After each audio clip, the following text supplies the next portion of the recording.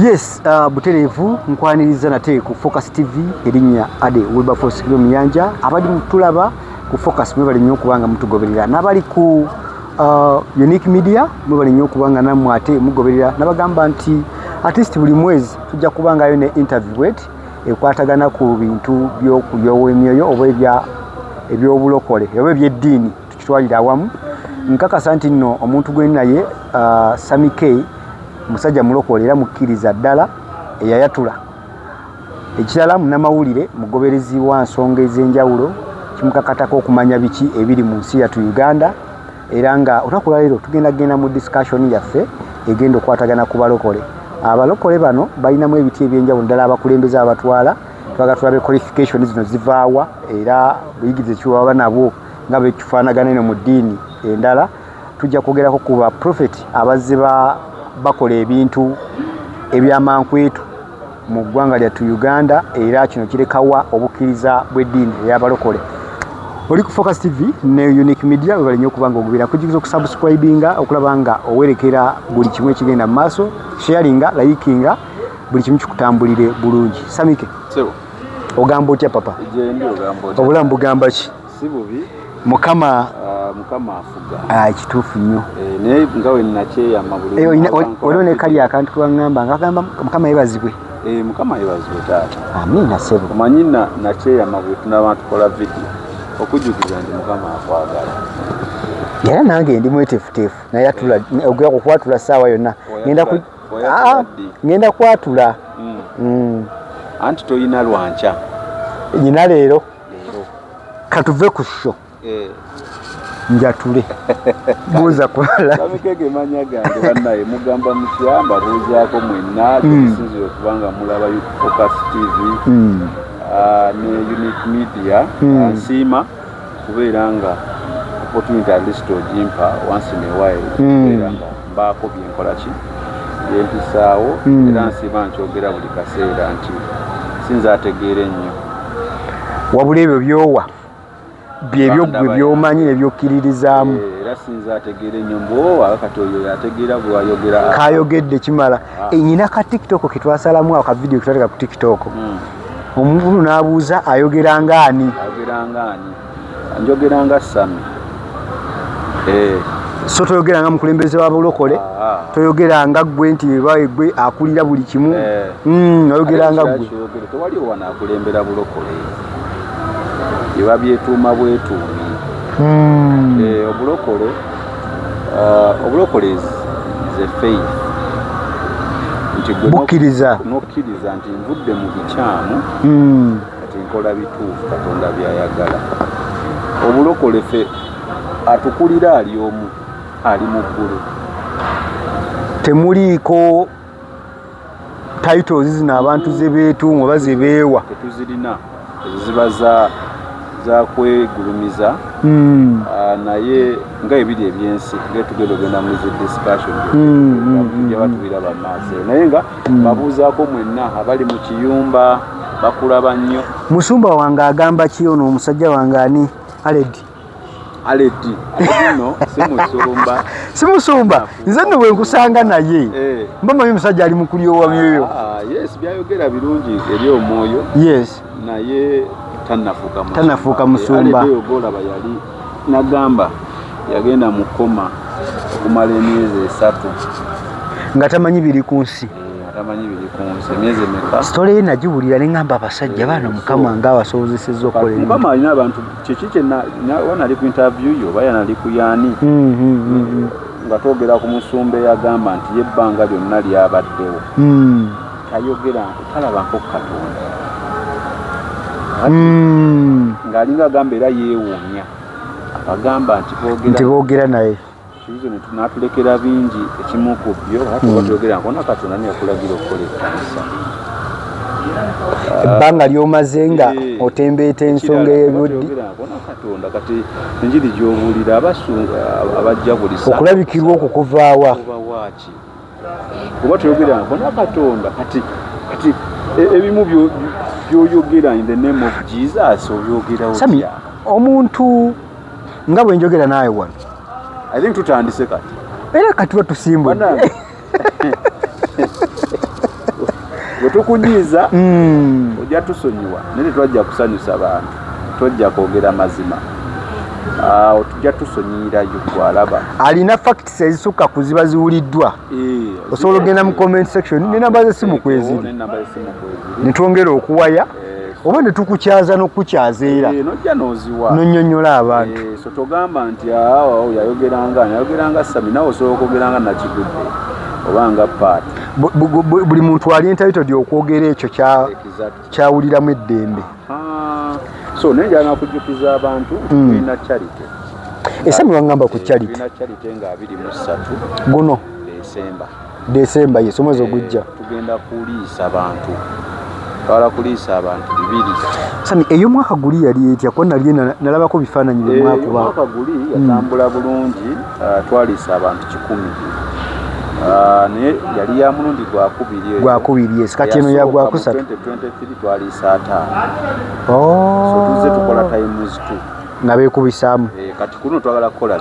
Abatugoberera ku Unique Media tusaba ebintu bino bye tukola ba Unique Media byekola buli we tukubisaamu tuba tuwolesa amaanyi g'obwa Katonda, because omuntu wabeera nga okoze ekyo ky'okoze ne kitayimuzinga mu kati nze ali eno alaba obulabi ntandika nawe kugamba abasajja kituufu bakikoze kino bwe bati. Aye n'ekirala enjiri etaliiko bikolwa si njiri. Okutandika nodda ku katuuti n'oyogera omwaka ku mwaka si njiri. Sami katukozese kana akakisa kennyini ontuwulire donation zino omuntu ayagala okudonatinga oba okuba ekitundutundu ku donation yeno akola atya andi biki bye yeetaaga bimudonating. Tugenda okukola twagala kutwalira abantu buwunga, muceere, sabbuuni, munyu, cooking oil, buto yes. Then ku luno twala kugattako ebintu 2. Ekisooka twala kugattako kuno sanitary pads. Watwazuula wali we twagenda waliyo abaana be twalaba tutegeera nti sanitary pads kikulu. Very true. Ate era nga n'obusobozi tebuyiwa. Target yaffe ya sanitary pads box 10. So gwali eyo ng'osobola ozituwa mu buliwo nasobola otuwa atuwe. Then ekirala ekyo nga tugamba Mukama tuwese lusobozesa twagala nakubaweerako Bible nga etukuwa ekyokulya ekyomubiri tumuteerako n'ekyomwoyo Bible n'ekyo tukiteekawo senga tuba tusobose Mukama atusobosezza. Basobo ne banya bali eyo ng'alina ssente enkalu yenna ayagala ng'alina ssente enkalu n'alina ekintu mu buliwo nti Sami jangu wano obuwunga bubuno sabbuuni buuno ate oba ensinga n'okwagala yes kubanga ssente oli wakuwa ssente kirungi naye ate wano wakuyita jangu ono kino abakuwonyeza ate ebyokugenda ku dduuka ati sima biki yes naye nga nazo tuziwerokaminga gwe batosobola kikola tukikola. So tunoonyaako ku namba zaffe 0786 02 6647 oba 0706 89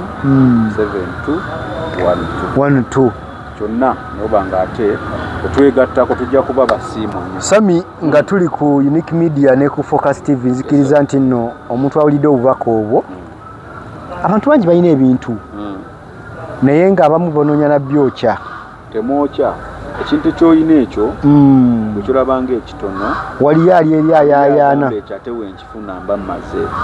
Very true. Olaba Bible ena weegambira nti balijja mu maaso gange agenda nazimba amakanisa nakola ki abagambe sikumanyi bwe nali omuyala tewampa mmere we nali nga sirina ngoye tewanyambaza nti babuuze nga tetwakulaba wajjiwe wajja ng'enjala ekuluma nabagamba oyo omuyala gwewalaba n'otaliisa tewaliisa nze gwewalaba ntalina ngoye tewayambaza nze. So buli woyamba ali mu need oba oyamba Katonda. Aye n'ekirala Katonda tatuwa kubeera bulungi, tatuwa bugagga, tatuwa kubeera mu mbeera nnungi, kwerabisa mbu buyambe ffeffekka no atuwe ebintu ebyo tukole ku mirimu gye egy'obwakatonda.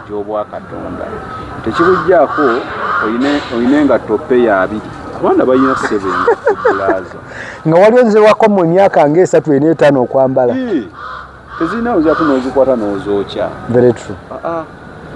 Zigabe gwe gy'olabanga enkadola agamba nfunye. Ekigambo omuntu oyo aweereddwa kyagamba ati Mukama akuwa omukisa kinene n'okusinga ggwe agenda okuyirira buli lunaku. So bonna asobola naye nekino nze nkiddamu kyano yange nkibagamba nnyo oyo yekka akiwulira si kyabuwaze. Gwe tokiwulira tojja totuwa. Sami yabyogedde era nsaba busabi omuntu yenna alina kyalina omulanga oguwidde gugoberere. Sami mu show yaffe y'olunaku lwaleero oba mu content waffe waleero ndi musajja mu kristaayo era omusajja mukatuliki era mu ddiini gye ndimu obukatuliki omukristaayo n'obukatuliki protestant banjawulo tulinayo abakulu abatutembeeta mu ddiini era nga balinamu emitendera okuva eno wansi ku mubuulizi omusumba bigenda nga byambuka mpaka kwa Archbishop kati saawa zino bwe tulina ku ntikko. Archbishop yaba head. Mbadde nsaba Sami mu video eno onsigireko ku kifaananyi mitendera ki gye mulina mu balokole awo wenye tumala emitendera then ombuulire ne qualifications kuba abantu munaye abantu bavuddeyo ne beeyituma ebitiibwa bitutamanyi kumanya. Chris gw'obadde olaba wano nga muyiriba mwenna ogenda okera kuma kyakubyewo akawempe Pastor Chris ogamba omusumba ate nga telyamu questioninga tewali kubuye eyo sebe wamu kubuyi bw'abalokole kiri kitya Sami ku side eyo? Okay. Mukama nyambe ebintu byengendo okwogera oleme kuvoola neme kuwulikika nga voola. Okay. Neme kuwulikika nga atyobola byonna byengendo okwogera mbyogera mu mutima mulungi. True. Ekisookera ddala ife mu bulokole ebyo tetubirina tebiriyo. Ono yatwala n'olinya leveno n'olinya leveno n'olinya leveno netubirina affe tukkiriza nti atutwala ali mu ggulu Yesu Kristo atutwala ate bino bye tuwulira kati oyo ye overall nga mwe mulina bungambye nti Archbishop abeera ye. Yes. Oyo tetumulina era mwe wamwe ndowooza Archbishop waayogera kyayogedde mwenneeyo kyemukola era yengiri ekkapaka eri ku muntu asembayo. Tetukirina tetulina omuntu omu Yesu Kristo ali mu ggulu ya communicatinga naffe through what? Through Mwoyo Mutukuvu. Kategete mu Mwoyo Mutukuvu tekoliiko alungamya atuukirwako Mwoyo Mutukuvu yalungamya nti ngamba tekubaako mukulembeze ate Mwoyo Mutukuvu olaba omwoyo osobola ogujjira abantu bano betugenda okumenya wammanga bo bakolanga baani waliwo abavuddeyo anti ekimanyi gy'olaga so mbadde jalakulaga kiri ngufu oyo tetumulina ewaffe. Okay. So tekiveewo Mwoyo Mutukuvu yatulungamya kati tulina bye tuyita ebirabo ng'oli alina ekirabo ky'obusumba ewammwe biba birabo oli alina ekirabo ky'obuprofeti era biri mu kategori eyo biri 5. Sami byomenyera tuyina ekirabo ekya pastor omusumba. Yes. Tuyina ekirabo ekya evangelist omubuulizi w'enjiri. Tulina ekirabo ekya tica omusomesa, tulina ekirabo ekya apooso. Apooso ye mu Luganda oba ye ki? Apooso yakinyonyolamu. Then tuba n'ekirabo ekya prophet, omutume. Kati kyekiri kyogambye nti bano nabo bafuna birabo, biba birabo. Kiba kirabo. Alina ekirabo ky'obusumba. So ekirabo ky'obusumba kyawukana n'ekya prophet. Byawukana. Kati ewava confusion.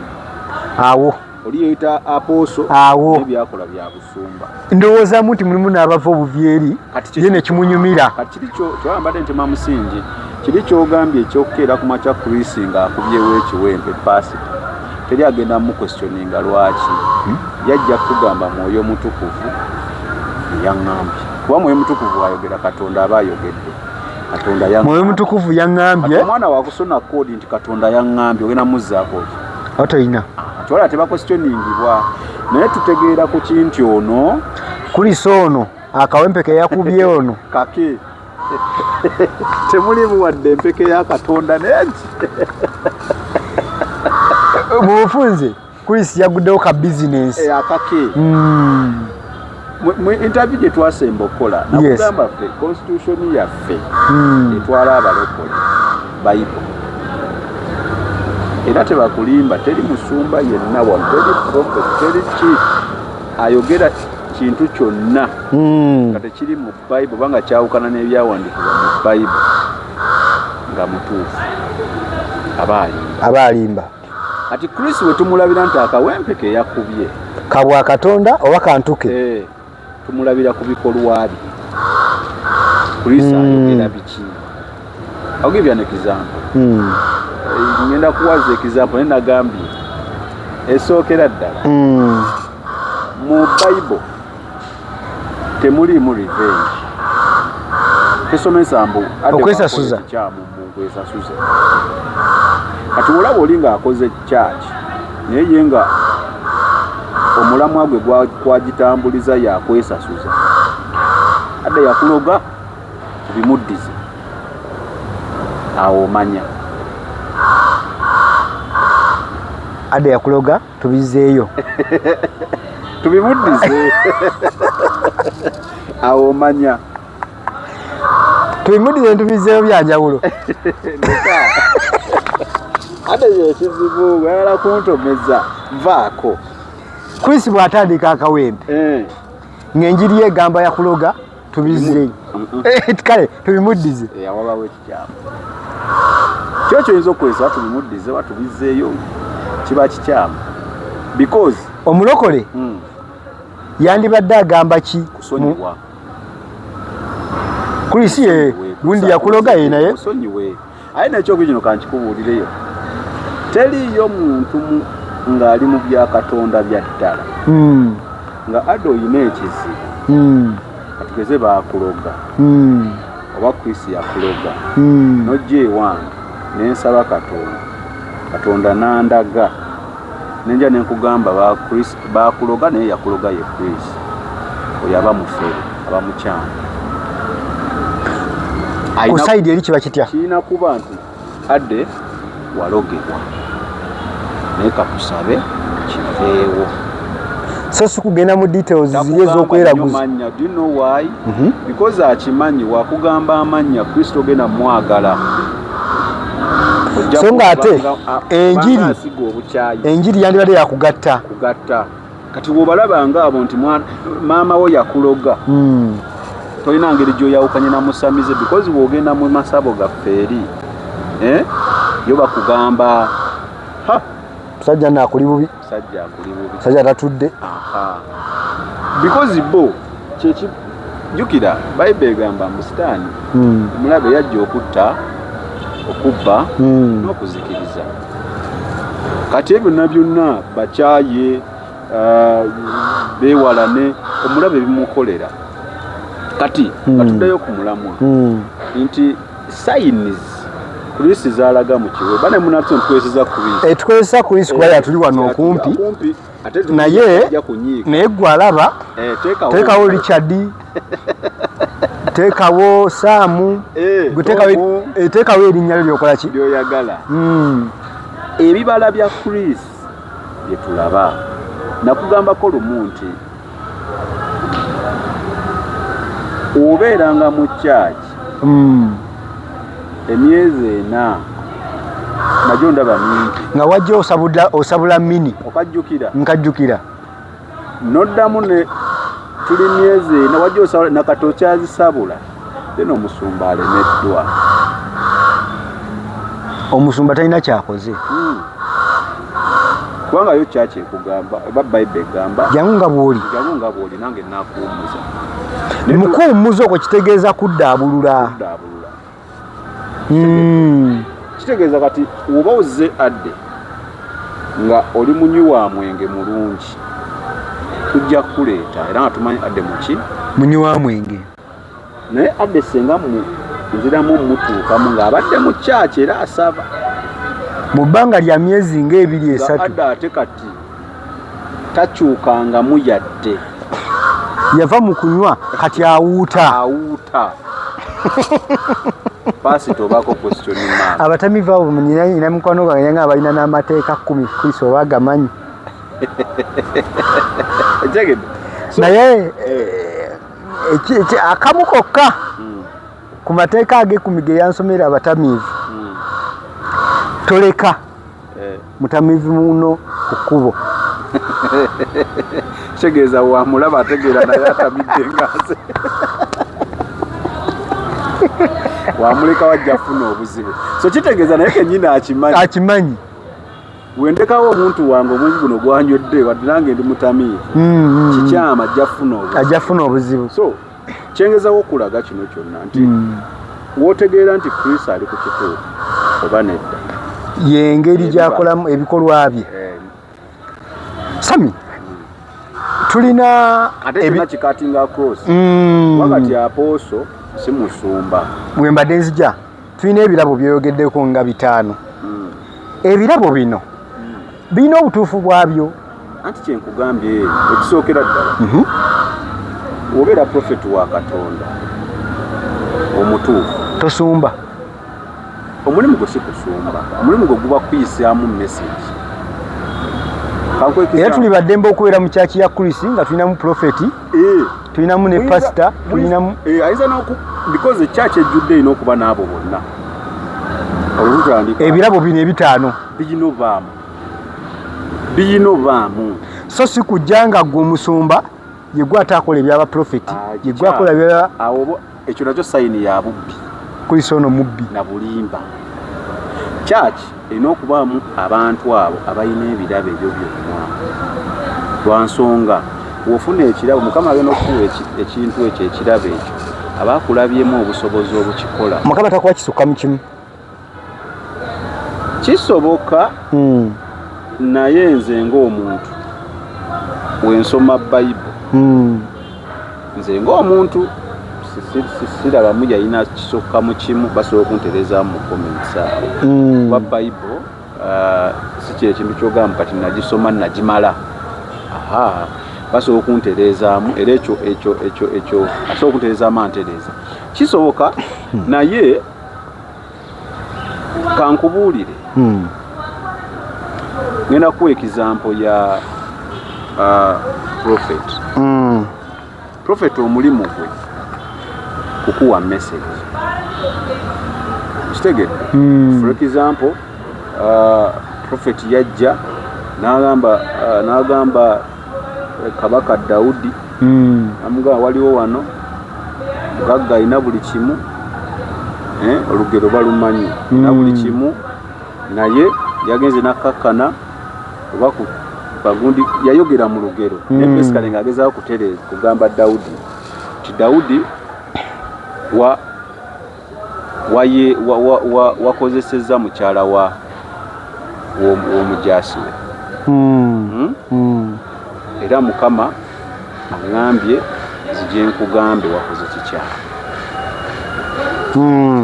wategedde ogwe guba guwedde iyo mulimu gwe guba guwedde era abamu bajjanga nagamba ekindeese wano Katonda ngambye nkugambe adde nti ebbanga lyo liweddeyo siibula ab'eŋŋanda zo neki ogenda kufa ogwe guwedde. Oyo yani oyo prophet Sami omwezi guno agituusa bikindaga ogenda kukola kino. Okitegedde era prophet kizibu nnyo osanga mu Bible nti prophet n'akwatagana ne gundi ne basaba essaala okufa obufi. Prophet talina wakiyingiriramu yo ogugwe gwakuleeta message yagireese kikakata ku musumba. Okitegedde kyobola mu Bible omwo erinnya ndyerabiddemu naye omwami jjajja naaga omwami weeteeke n'ennyumba yo ogenda kukola ki kufa. Omwami n'akyukira ekisenge n'asaba tosobola kuntwala kati Mukama nakola kino nakukolera kino kono kakulu musaba Katonda naye Katonda olina kiwaligga omukoledde kono ye yasaba kuba yabimenya n'obimenya nakolera kino nenkola kino lwaki kati ndeka alaba yeebuuze kuggwe leero biki byosobola omumenya senga jakati biki na biki mpaayo bibiri byosobola omumenya nti Mukama tosobola kuntwala nkoze kino niyo ojja kwesanga ffenna abali mu nsi eno abasinga twesabiranga ffe tukola byaffe Mukama mpaayo kino batono nnyo abafuka bagamba basabire ku balwadde batamanyi abali emulamu naye tumanyi kusaba naye batuwayo akaseera ako ak'okusiriikirira twefumitirize tusabe okanya nze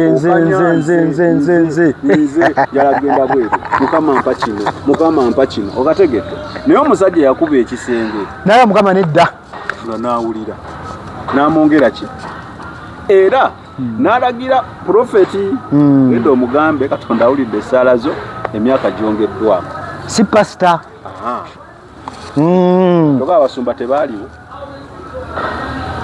baaliwo ba evangelist tebaaliwo ba teachers tebaaliwo naye yatumira prophet era prophet nadda n'agamba Mukama awulidde essaala zo bakongeddeyo emyaka yinaagenda ogwe guwedde alese obuvunaanyizibwa eri bano abalala ng'omusumba okuluŋŋamya omuntu ono wabeera mu kyaki nga mutuufu asobola okukugamba nti okusinza kubaka Katonda bwampadde waliwo eggwanga for example eggwanga Uganda obulabe bwebwerokedde naye tusabe afunye obubaka abuleese abwanjudde kati abasumba bano abeegayirizi abali mu kyaki basobola okusaba kyekiri kyogambye oli kyeyagamba Mukama nkoze kino mwaka akaseera olwo basobola okusaba ku lw'eggwanga era Katonda asobola okukyusa era naawe obaka prophet n'amugamba mpulidde essaala tekijja kubaawo nti bannange kye twali tugambye mugwe 11 tekikyali oba kyongezeddwayo. Evangelist yaba mubuulizi wa njiri ayisam ayawukana atya n'omusumba. Omusumba abeera bit lenient abamu n'ekirabo ekya lenience bakiyita batyakola lenient okubeera nga awuliriza omusumba abeera awo asobola owuli kukuwuliriza naye oba okyali mu bikyamu kuwuliriza nga nekyuka kubuulirira okitegedde listening the more of counselors agirina kubanga omulimu gw'omusumba kugatta kyaki kubeezaawo kyaki kati nkuwulira amazima prophet tasobola kubeezaawo kyaki prophet omutuufu talina nnyo budde bwakuwuliriza ebyo byemugamba bapasita ebyo mukanso kuba yo obubaka bujja buzimuye n'abubawa kati ate omusumba ye kyalina kyasobola okumanya nti kati ono yakalokoka tumukwata tutya yeetaaga mata emmere ekaluba tannatandika girya obategedde ono Kristo yakajja mu kyaki alina okuba nga ayagala nnyo atusooke tumuwanirize n'ekidongo kino okumukuumakuuma mu kyaki eno tugenda mukyusiza eno tuti profeti tabirina Apostle ebyo tabirina. Evangelist tabirina. Omulimu gwa Apostle for example gwe kujja kutereeza church. Waliwo kiganye nti najja n'agitereeza amba zitandika nawo. Naye ate si yagibeeramu. N'agenda. Agimaze agisetinze up n'afuna omusumba waawo n'amuteekawo ne bamuteeka. Bo ne bagenda. So ba Apostle tebatuula wamu. Okategedde. Otandise ofuna enjawulo. Ogenda obansengekera. Beebale. Ogenda obansengekera. Okitegedde? Nti kyaki entuufu oba kyaki yonna yandibaddemu n'abantu abalina ebirabo bino. Twabiyise birabo. Mbiyise birabo. Bibanga birabo. Yes. Ekitone bino tebirimu kitone. Because mu luzungu ekitone si a talent. Talent is a gift from God. It is a gift from God. Naye kati wano for the lack of a better word nze mbiyise birabo. Basobola okuntereeza eyo. Ekitegedde. Kubanga Katonda yasiima n'akuwa. Yes. So kati toged on as a prophet, on as a apostle, on as a omusumba, tubulayo evangelist. Evangelist obalaba. Evangelist omulimu gwe kuleeta abantu mu church. Yegu abagukoze. Be oba olaba abali ku nguudo. Bo omulimu ogwabwe wa kuleeta abantu kubajja gyonna gye babajje. Si basumba. Kyova olaba si basumba. Omusumba kye nagambye nti omusumba n'omukulu. Nsobola okuva wali ku street ne mala nekola church ne nfuka omusumba. Kati wava obuzibu anti kiki tugambye nti mbadde ku street yawo nenjogera nnyo munantu natandika okusiima byenjogera nentandika wekya. Kikyamu. Because church bategenda kubeera nga etambula bulungi. Ng'omulimu kuleeta abantu mu church yonna gy'obajje. Kyova olaba bwe baba babuulira n'obasemberera ng'oyagala bulokozi balina church mwe bakusindika. Titukuŋŋaanirako wano so okujja n'okuŋŋaana naffe wano. Omulimu ogwabwe kubaleeta. Kati we babaleeta be bana batembeya enjiri ku street. Olwo abagenda abatambula nju ku nju. Tobamanya abo. Tasobola kubeera pastor. Tasobola kubeera musumba. Kubanga ekirabo ky'obusumba kirita kirina. Because kati omulimu gwe gwa obaleeta mu church then why? Sami kati confusion yange yino wano. Tuli mu kanisa leero. Tulinamu omusumba waffe nga line up yonna nga bwegyogedde weeri. Nkeera ku makya nange mpulira muli obusumba obunjijjirire ndi. Kijja like nkyawula nti oba like how do I feel it? Era bwe kimala okujja singa kirabo kiba kizze. Balina kindabamu obanze benyini nkeera ku makya neŋŋamba kangende ntandika okusumba. Muzimu gubanga muzimu ogukulinnyawo. N'ofubutuka mu church ku street. N'okolayo akawempe. Obuzibu bwe tuyina. Njagala ba transition eno. Mbadde mulokole nga Sami ngenda mu church. Nitusaba, nitusinza, nitukola biki. Nkedde ku makya. Adde kitwale wote.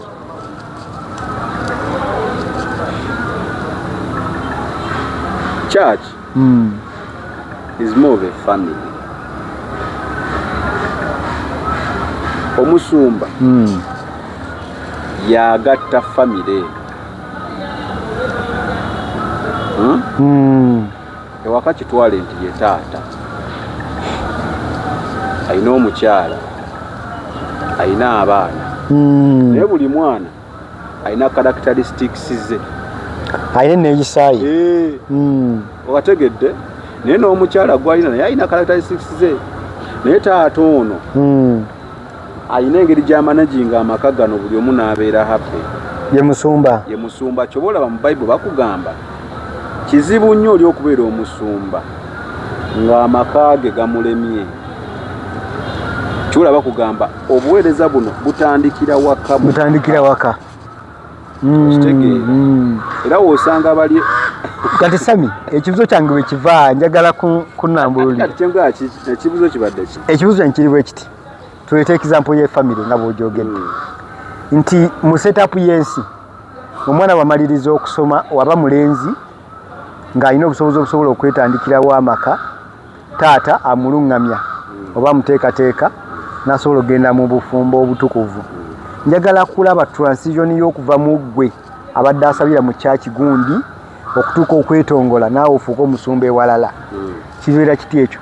Anti kati kyenkugambye waliwo twalanikidde ne poliisi nti mpulirayo abagamba nti gundi yanjiwako amafuta nenfuuka omusumba. Ekyo kikyamu. Tuddayo wali nti yes omwana wabeera ng'ali ne adde kitaawe mu nnyumba atuuse okuwasa agende naye atandika amaka ge alina okuyita mu right channels. Si bwe kiri? Right channels olina oyitamu eventually n'ofuna amaka go.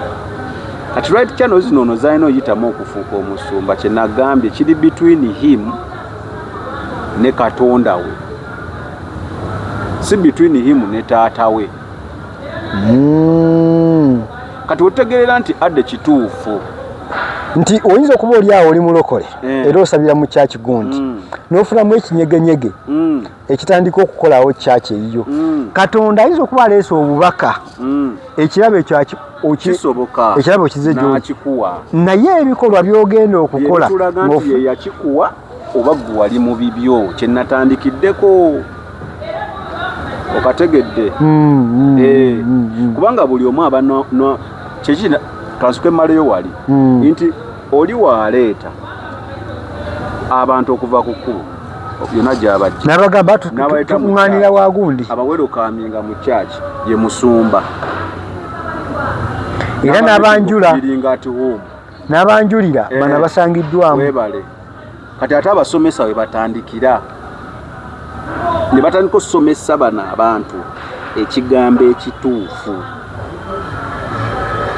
Waliwo omuntu nga musomesa nga wajja nakuyina ekino oba toyagala kutegeera otegeera. So si musumba. Olumu taba musumba. Okitegedde? Ebidemi olumu omusumba gwe baloopera. Owategedde? Omusumba abeeranga yaddukanya amaka ago mu njogera ennyangu. Head. Ye head. Yalungamya ati kino kikolebwe kiti. Kino kijja kukolebwa kiti. Otegedde? Mu kanisa muno hayiraki nga bwe tuzogeddemu zino oba ebirabo bwe tubyogedde. Era kyobulaba n'omusumba byekira waliwo ekisinga kinnaakyo. Omusumba mukulu kuba omusumba asobola n'okutuma. Naliko ne apostle mbamuyita Richard ali USA.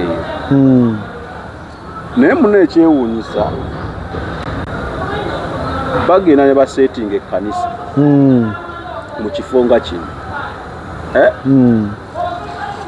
ne bajja ne bafuna omusumba waawo n'abeera omusumba naye munna automatically babeera under him. Naye nga ate bakuliyetinza ekintu kino kuba omusumba asobola otutuma ti bannange akooso gundi mugendeeko mu buweereza bwa gundi buli waliwo ekiriwo.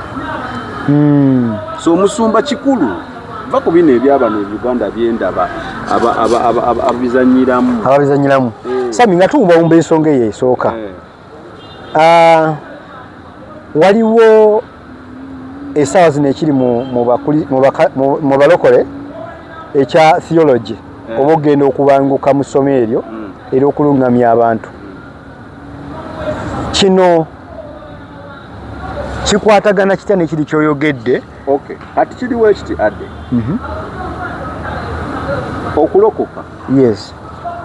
Aba mwoyo okkiriza n'amutima go netera ne kamwako tindokosa.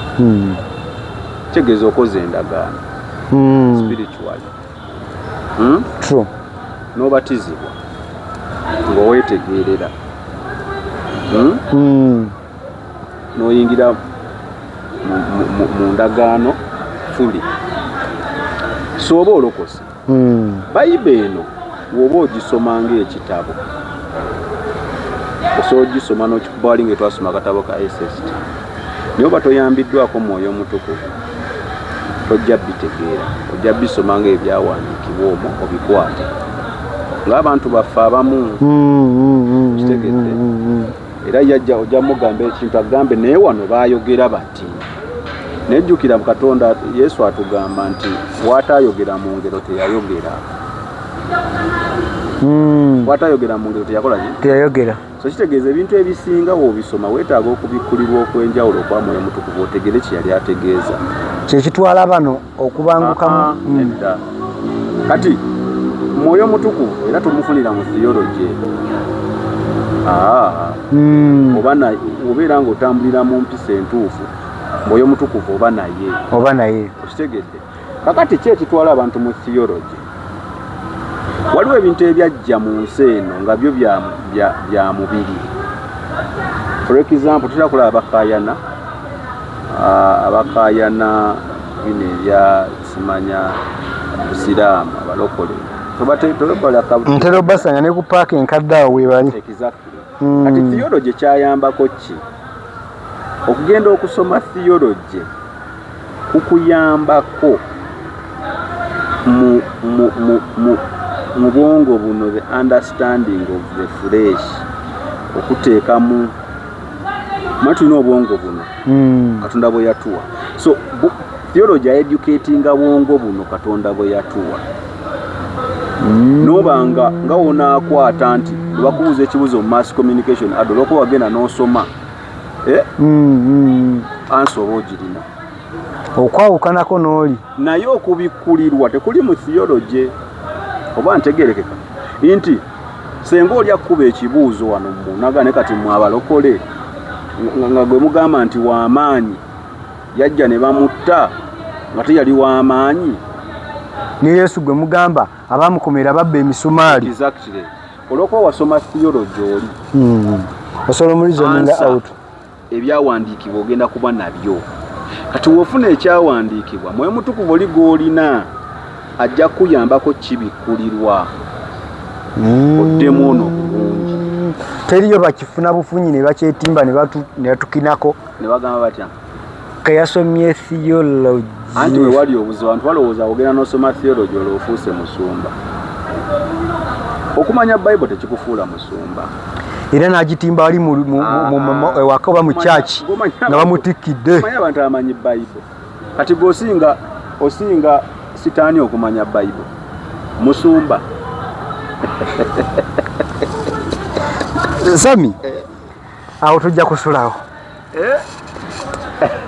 mwebyo byonna bye tumenye nina kina kyengenze ntegeera kyensiwanga nnyo makulu so theology kangagire bulungi abakategere theology ayamba bwongo buno bwe tulina buno obwensi kuyambako overcominga n'okulizoninga ebintu bino ebyenjawulo kati wobe nange kuba omwana ayinza okuba ekibuuzo naye nga oba tewasoma nnyo theology oyo mutegeera basically theology basomesa byawandiika approach omwana ayinza okukuswaza very true so kikuyambako nti kibaawo kati naye era wookifuna nga toyina Holy Spirit eri ekuyambako kuba Holy Spirit yawandiika Bible kati nga toyina muntu oli yawandiika Bible kutegeeza nti nali ntegeeza kino era oyinza obutabitegeera kino kiyambako ekyo Sami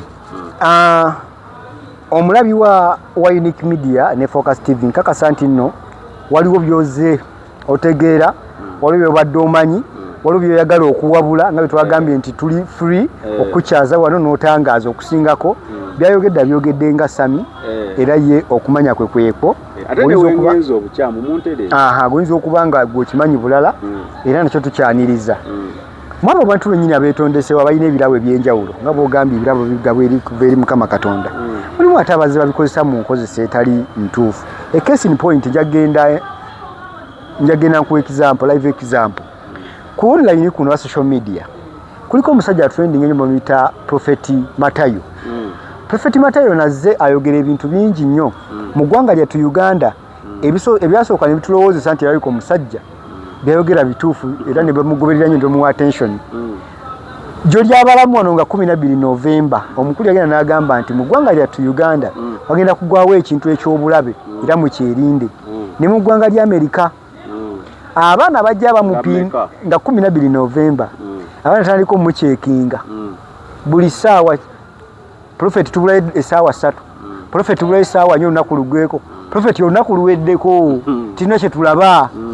mukulu we yajja enkeera nga bagamba waliwo ennyonyi eyagudde mu Amerika ndowooza mwe temwakiraba lulaka temwakifuddeko byemukwebyo be nali nkola ki mbalaga Prophet n'atugamba ekye-Uganda sina bya defensive kije yakozesezza naye yatulwaddeyo n'ensaawa endala eyazuuse era emu ku bipya ebyazuuse Sami abantu bano nga tuli mu influence y'emitimbagano nga tuli mu influence y'okubeera nti buli muntu saa zino buli waali afunirawo information gy'afunirawo balekawa obulokole nga bo era kiyinza kutusigira kifaananyi ki eri okukkiriza naddala ngaffe abagoberera ekisookera ddala teri ayinza kusuula bulokole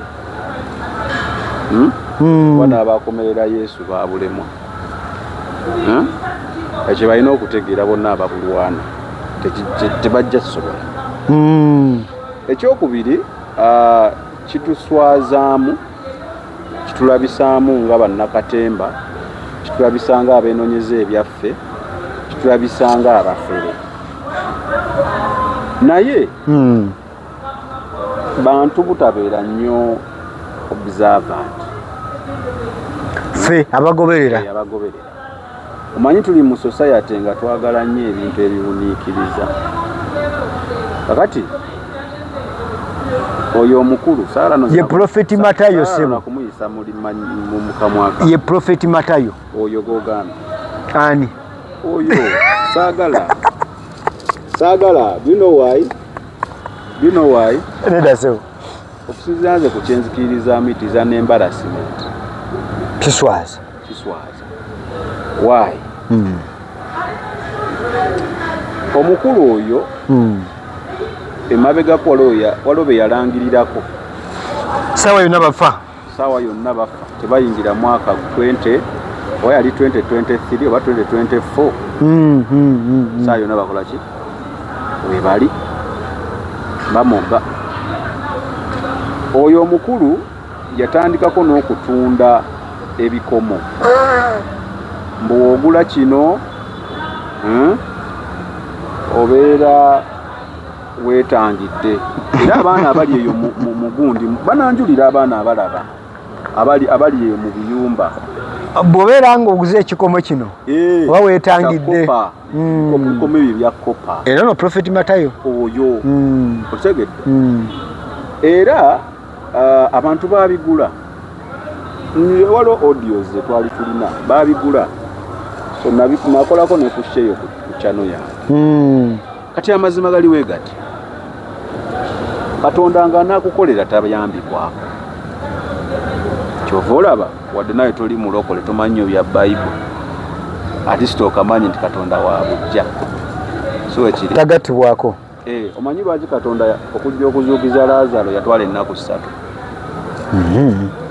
musoke mukakasize ddala nti oli afudde aleme muzuukusa ate nafa akawda kyassa naye ajja nga mwenna mwakakasa dda nti omusajja yakola ki yafa aleme kushiyaringa kitiibwa kye kati wotandika okutandika oleeta ebikomo bino oba toyawukanye nnyo nabasamize sigambye nti musamize naye oba toyawukanye ku bikolwa by'abasamize kwata kati oyawukana wa n'owayiriza gamba kawirizi kano tokajjaamu oba kwata akati kano kateeke mu dduuka lyo bakasitoma bajje ne mulimu gwo gukuuma so Prophet omutuufu ye muki kansoke nkibuuzo ŋŋambe omusajja oyo kiki kyotegeeza ku muki kyeŋŋamba ddiini ki yayita Prophet owani oba Prophet ki waka tuyinza okweyita Prophet kituufu nga tumuliko omusajja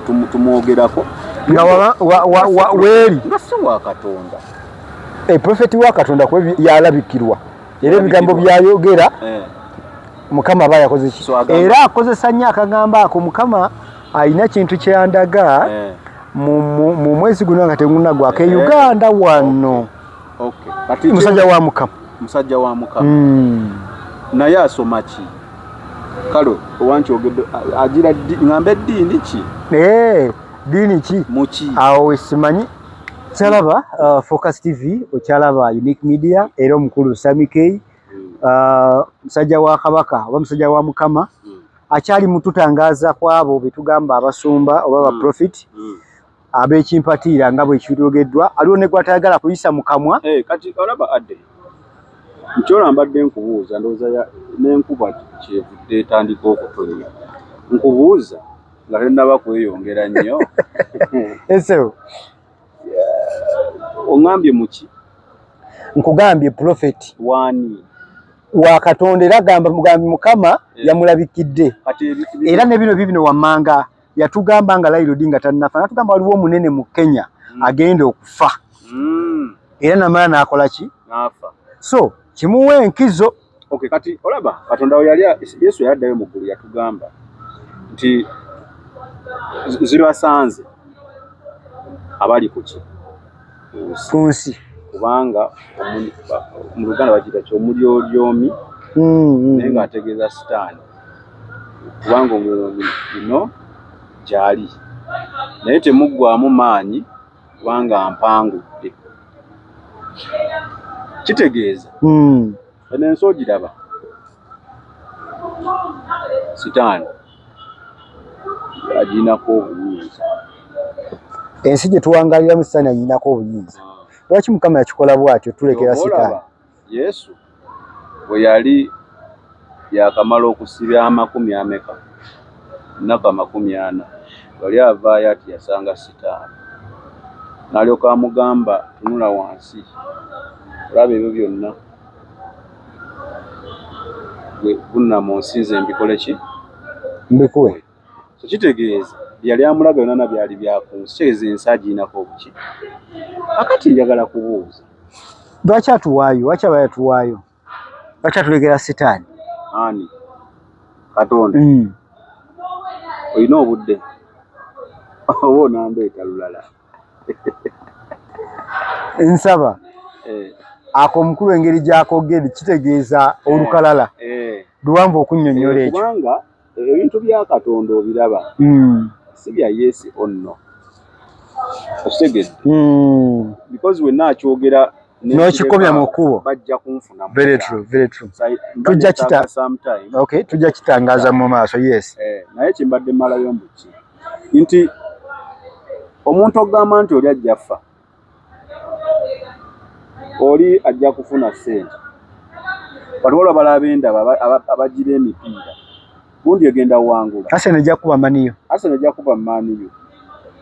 ebyo nasi ebiraga Katonda oyo na sitaani asobola obbikuwa okategedde sitaani asobola obbikuwa profeti oyo goŋŋamba yali akozeeko ku profesi ey'obulamu etya nga si yakufa si yawaliwo ekikyamu ekijja si yawaliwo nga kyo kirungi nti katugeze nga ki nga kirungi nga si kyakutiisatiisa tuli mu byabufuzi ssaawa zino n'agamba nti Robert Kyagulanyi Ssentamu 2026 agenda kuwangula ekyo kiri kitya kyabulamu oba kya ate n'ekirala nakyo tundagendayo nakunfuna alaba naye kyengezaawo okujjayo nti kyengezaako okugamba kale katugende n'ekyo for starters nga kirungi omukulu oyo simugoberedde nnyo ebbanga ddene by the way naye ennaku zino gya trendinga byonna byempulira waliwo ekyobulaba ekijja waliwo kino ekijja eggwanga ligenda kusanga kino kati ani asinga oleeta obulabe sitaani kati oba okolera ani lwaki talaga bibi oli owaddala gwe gwe watugambye kyengezako kulaga nti ebbanga nali engoberedde omusajja wammwe oyo eva ye waliwo ekikyamu ekijja bannange mwetegeke waliwo n'agenda okufa bannange nze mbabuulira okategedde profiting mbuulira lwaki emirimu gyange gigootana genda mu inbox okategedde genda mu inbox Nate omanyi sente ziba batunda ebikoma ebyo.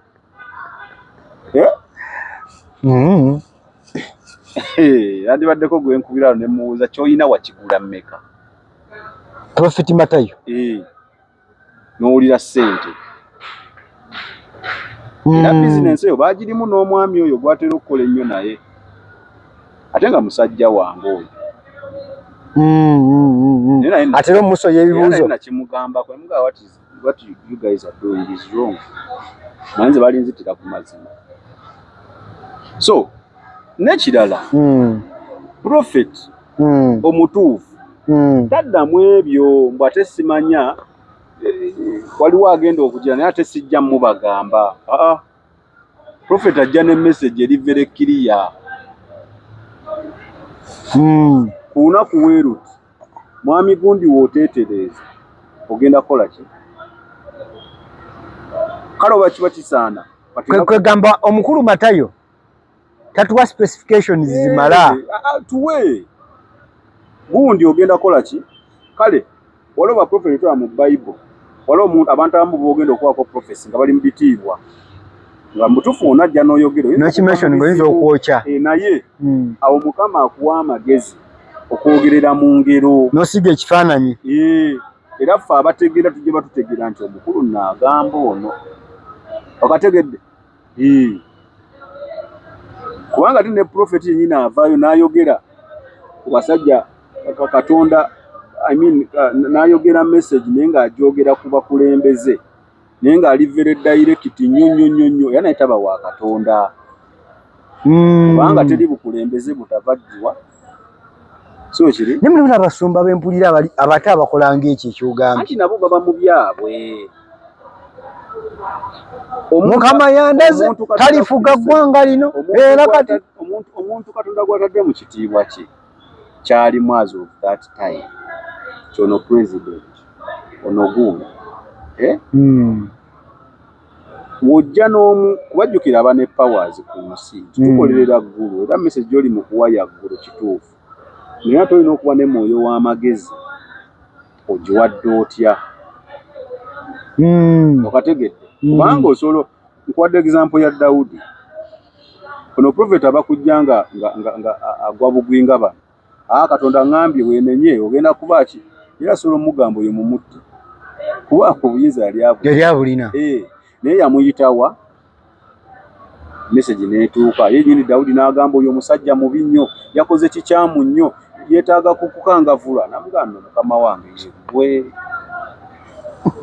mukategedde gw'odde ogamba okukangavula gwe osegedde direct. Kati bano prophet we bakuwadde message atugeze ogenda jjuwa abantu abo abalina powers siga ekifaananyi nti bannange omusajja yambala akakofiira ka bbulu ne jaketi weebale naye nga facts bwe tuziwulira tutegeera ategeeza gundi okategedde ezimu ezitalina nnyo buzibu nazo zituwe with the facts kwa Katonda takuwa ate ne yeerekerayo olumu waba akuwadde akuwa naye gwe otandika okujja n'oŋŋamba kati waliwo omuntu ow'amaanyi ali mu Kenya omwo ajja kufa kyo ati tetuganya amaanyi gasingagana. Mu Kenya omwaka guno wakafaayo ow'amaanyi omwo gasingagana kituufu era Raila Odinga gwe twasinga okola ki kubanga asobola oba w'amaanyi ng'athireti exactly kachoga wakafaayo omwo mulekera ebintu by'ekisiro okubuzaabuza kale kati 12 yatuuse leero mmeka 15 tubadde ki Amerika ennyonyi yagudde yakulasha Bible egamba Katonda takyusa mu kigambo kye kyayogedde leero nikya kyakola ki kyaddamu omuntu yenna eyeeyita prophet kuliriza omuntu yenna eyeeyita prophet gwe Matayo naye ng'awadde prophecy n'etatuukirira kitegeeza butegeeza nti prophecy eyo teyavuddewo ono ate erya ntama Katonda wabula yavudde walala. Sami siyinza kuzzaako mukono otherwise obadde mulabi mulungi sijja mukiriza na kusiibula kuwanja muzze era twogere ebirala badde mulabi mulungi kuva gye twatandikidde mpaka wano tutuuse nkwebaza ggwe yasubscribing edda era n'empita n'oyo atanaba kusubscribinga twegatteko ku Unique Media wamu ne Focus TV tube nga tutambulira wamu era tumanye ebintu bingi nnyo mu nsi yattu Uganda, social life, political and other aspects za life zonna tugenda kuba tuzikuwa wano era n'abantu ab'enjawulo. Lulaba notification manya tulina ekipati tukoze ki tuweredde. Sami webale show webale taata webale obubaka era nkakasa nti njize. Amina. Omanyize ndi muntu akola show n'enjiga. I listen and understand. Ate ne byotalegere n'obuuza. Nembuuza. Enena bagambe. Sinze epitome y'okutegeera. Waliyo okutegeera okusuka gwe otegedde ebyo byebyo by'omanyi. Basobola n'okuntereeza. Oli azagala byogedde bifu. Kanzije musomese era ndirodde tulanda. Tugenze. Bye bye. Ya kusubscribinga ku Focus TV yange. Bingi